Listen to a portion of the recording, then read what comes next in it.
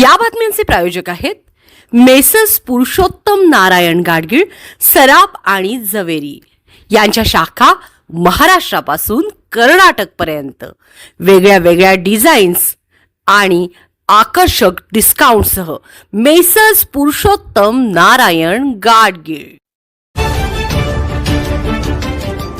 ताज्या बातम्यांसाठी पाहत रहा तिचा सागर न्यूज।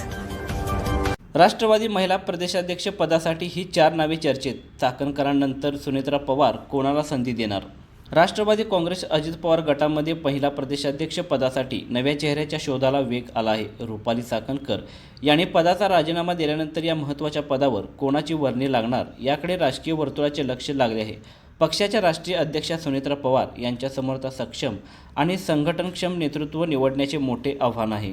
भोंदूबाबा अशोक खरात प्रकरणामुळे चाकणकर अडचणीत आल्या होत्या। त्यानंतर त्यांनी प्रथम राज्य महिला आयोगाच्या अध्यक्षपदाचा राजीनामा दिला आणि आता महिला प्रदेशाध्यक्ष पदावरूनही पायउतार झाल्या। त्यामुळे या पदासाठी नव्या नेतृत्वाची गरज निर्माण झाली आहे। आगामी निवडणुकांच्या पार्श्वभूमीवर हा निर्णय अत्यंत महत्त्वाचा मानला जात आहे। या पदासाठी सध्या अनेक महिला नेत्यांची नावे चर्चेत आहेत। त्यात सना मलिक यांचे नाव आघाडीवर मांडले जात आहे। ते आमदार असून माजी मंत्री नवाब मलिक यांच्या कन्या देखील आहेत। अल्पसंख्याक समाजाचे प्रतिनिधित्व करणारा चेहरा म्हणून त्यांना प्राधान्य मिळू शकते। मात्र त्यांच्या निवडीला विरोधकांकडून राजकीय विरोध होण्याची शक्यता नाकारता येत नाही। याशिवाय सरोज अहिरे यांचेही नाव चर्चेत आहे। देवळालीच्या आमदार असलेल्या अहिरे यांचा उत्तर महाराष्ट्रात प्रभाव आहे। मात्र पक्षातील मोठ्या जबाबदाऱ्या आणि संघटन कौशल्याबाबत काही प्रश्न उपस्थित केले जात आहेत।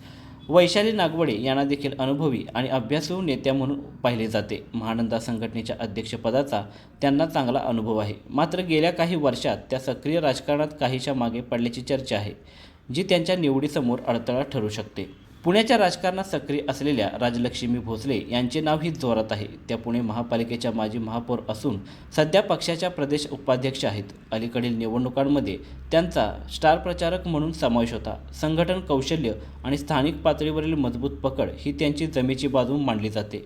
दरम्यान महिला व बालकल्याण मंत्री आदिती तटकरे तसेच इतर काही महिला नेत्यांचीही नावे चर्चेत आहेत। मात्र अंतिम निर्णय सुनेत्रा पवार आणि पक्ष नेतृत्वाकडूनच घेतला जाणार आहे। एकूणच राष्ट्रवादी काँग्रेससाठी महिला प्रदेशाध्यक्ष पदाची निवड ही केवळ संघटनात्मक बदल नसून आगामी राजकीय रणनीतीचा महत्त्वाचा भाग ठरणार आहे। योग्य नेतृत्वाची निवड पक्षाच्या भविष्यासाठी निर्णायक ठरणार असल्याचे राजकीय विश्लेषकांचे मत आहे।